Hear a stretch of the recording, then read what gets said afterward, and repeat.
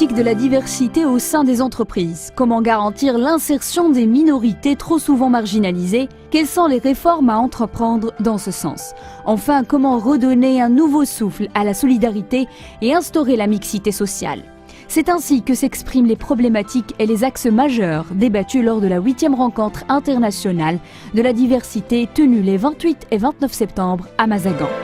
Organisée par l'Institut marocain de l'audit social, IMAS, et l'association Les Défis et la Diversité, l'édition 2012 a eu pour thème « Diversité, RSE et solidarité ».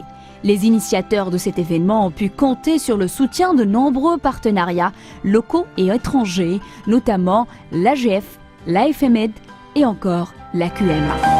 Ces rencontres sont un moment privilégié pour renforcer les ponts et pérenniser les échanges qui existent entre la sphère de la recherche scientifique et celle de la pratique professionnelle.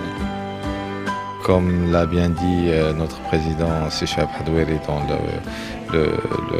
son mot d'ouverture, c'est plus qu'un thème, hein, c'est une cause au fait. Et c'est une cause que nous portons frontalement en tant que dirigeants d'entreprise, qui nous y croyons. Et par rapport à la fois à la question de l'égalité entre hommes et femmes, par rapport à l'inclusion et l'intégration des handicapés, par rapport à l'acceptation des personnes malades de longue durée ou qui reviennent d'une maladie de longue durée au sein de l'entreprise. Donc tous ces éléments, enfin toutes ces composantes de la diversité doivent être promues à l'intérieur de l'entreprise marocaine, de l'administration marocaine.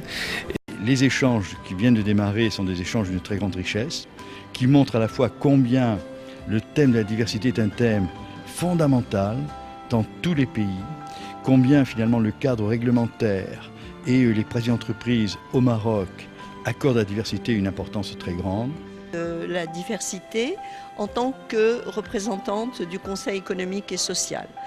Et cette première table ronde a été d'un très grand intérêt pour moi dans la mesure où le Conseil économique et social s'est penché sur de très nombreux aspects de cette diversité dont il va être question dans les symposiums et les ateliers.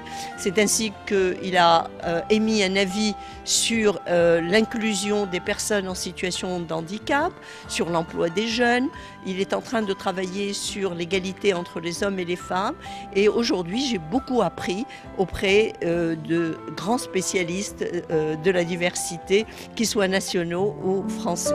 Plusieurs intervenants, dirigeants d'entreprises, directeurs et managers des ressources humaines, consultants et experts, enseignants et chercheurs ont participé à la réflexion autour des enjeux de la diversité sur les plans sociétaux, économiques et gestionnaires. Des ateliers et tables rondes ont été l'occasion d'examiner et d'évaluer les expériences des différents pays, de relater les succès et de souligner les contraintes, la condition féminine, l'insertion des handicapés dans le monde professionnel, l'égalité des chances et la mixité sociale ont fait l'objet d'analyses et de débats dans des ateliers thématiques.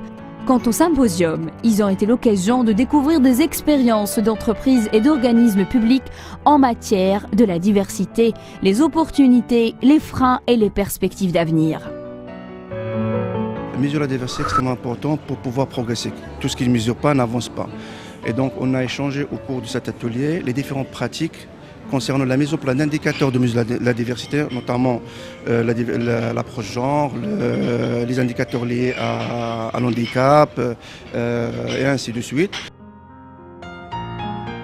Cet événement a été notamment l'occasion de mettre en exergue le rôle de la femme au sein du monde du travail.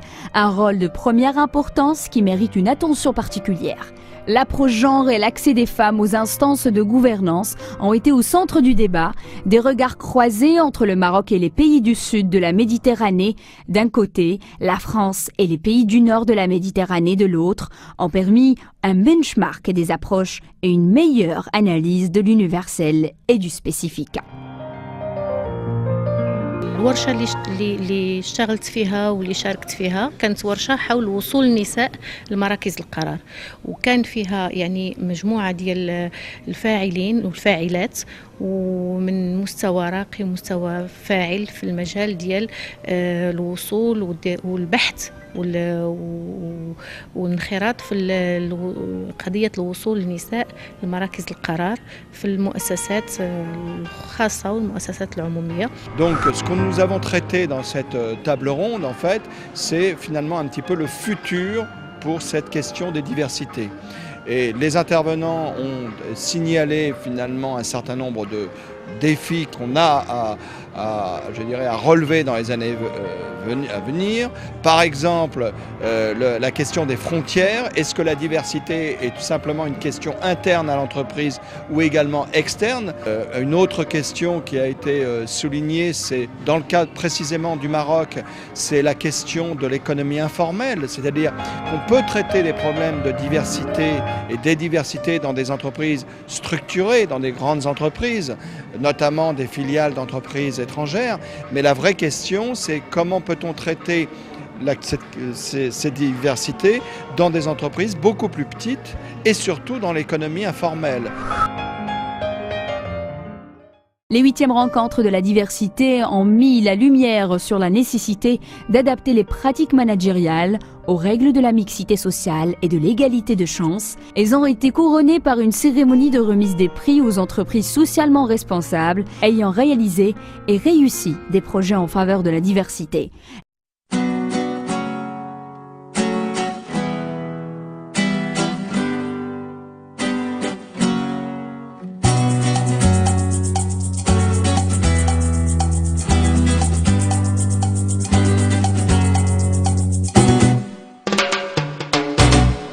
Pozzo di Borgo, icône symbolique de la lutte pour l'insertion des handicapés dont le parcours a été adapté au cinéma dans le célèbre film Intouchable, a coprésidé la cérémonie, lui portant ainsi un caractère hautement symbolique. Aux côtés de Monsieur Kadiri, un handicapé marocain qui a fait le tour du monde en bicyclette.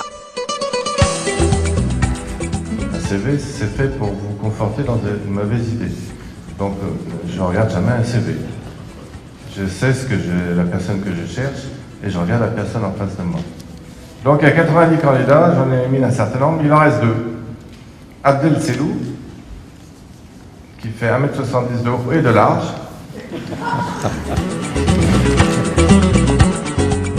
Je suis très contente de participer et d'être parmi les gagnants en fait par rapport à ce trophée-là. Je souhaite à l'IMAS, à tous les partenaires qui sont derrière cette organisation, beaucoup de succès pour tirer vers le haut la diversité, les projets de diversité, notamment au Maroc. Je suis très heureux d'avoir participé à cette édition de la diversité et d'avoir encore eu ce trophée. C'est honorable et c'est en même temps une récompense pour les équipes qui ont porté ce projet le long de ces années. Donc c'est un accomplissement mais qui ne doit pas se terminer ici. On a encore d'autres efforts à faire. On va essayer de les continuer. On va les continuer certainement pour pouvoir avoir d'autres trophées dans les prochaines éditions. Enfin, cette manifestation a été l'occasion de faire appel aux responsables politiques, aux entreprises et à la société civile pour unir leurs efforts afin de relever les défis de la diversité. À la clôture, des partenariats entre les différents organisateurs, participants et pouvoirs publics ont été annoncés. Ces rencontres sont tout à fait, je dirais, à la hauteur de ce qu'on a connu les années précédentes, avec les différents moments, à la fois les moments de convivialité, les moments d'échange, les moments en salle et les débats lors des pauses, toujours importants, lors des dîners. Et puis donc au fond des actes qui sont intéressants, cette cérémonie de remise des trophées. Et moi je suis particulièrement ému parce que j'ai fait connaissance de Philippe Pozzo di Borgo, dont j'en ai beaucoup entendu parler, et dont j'ai découvert à quel point il était encore plus, je dirais, humain que ce que les médias nous disaient. Nous arrivons à la clôture de ces 2 très belles journées de la 8e rencontre de la diversité. Nous, à l'IMAS, nous sommes très satisfaits de cette collaboration avec l'association Les Défis de la Diversité. Et comme a dit Jean-Marie, nous pensons continuer, Inch'Allah, notre collaboration et faire pérenniser aussi les trophées marocains de la diversité. On travaille au niveau du Conseil, comme j'ai dit tout à l'heure, sur la question des droits de l'homme, de la REDH, responsabilité de l'entreprise en matière des droits de l'homme. Et donc c'est une occasion de démarrer cette problématique complexe aussi au Maroc, en partenariat avec l'IMAS. Le temps est au changement et le label Diversité semble avoir de beaux jours devant lui. Rendez-vous alors pour la prochaine édition qui s'annonce d'or et déjà prometteuse.